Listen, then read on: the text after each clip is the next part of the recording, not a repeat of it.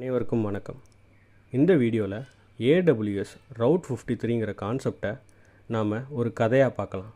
ஒரு சிறிய ஊரில் க்ளவுட் பிஸ்ஸா அப்படிங்கிற ஒரு பிரபலமான பிஸ்ஸா கடை இருந்துச்சு. அந்த கடையில் எல்லா மக்களும் தேவைப்பட்ட ஃப்ளேவரில் பிஸ்ஸா ஆர்டர் பண்ணி சாப்பிட்டாங்க.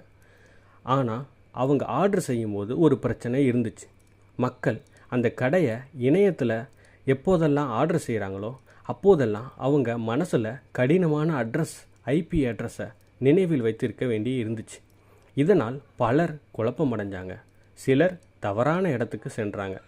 தப்பான ஐபி அட்ரஸை அடைக்கும் போது அவங்க தவறான இடத்துக்கு செல்கிறார்கள்.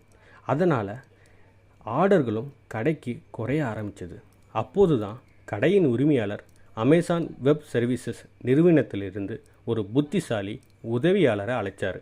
அந்த உதவியாளரின் பெயர் தான் AWS ரவுட் 53.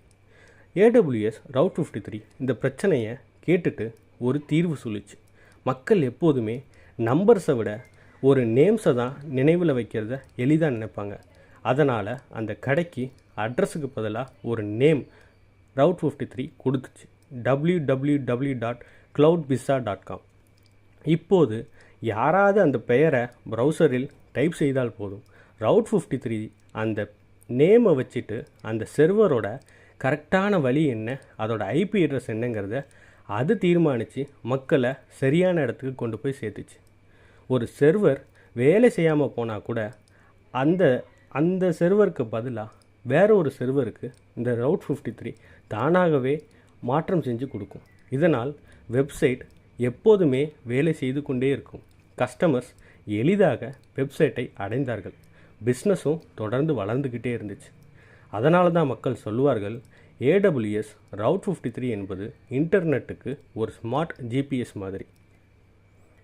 இப்போது இந்த கான்செப்டை நான் ஷார்ட் வீடியோவாக தமிழில் எக்ஸ்பிளைன் பண்ணியிருக்கேன். இப்போது இந்த வீடியோவை டீட்டெயில்டாக நீங்கள் பார்க்கணும் அப்படின்னா நான் இங்கிலீஷில் ஒரு டீட்டெயில்டு வீடியோவை மென்ஷன் பண்ணியிருக்கேன். அதோட லிங்க்கை நான் அந்த டிஸ்கிரிப்ஷனில் கொடுக்குறேன். செக் அவுட் பண்ணிக்கோங்க. Thank you all.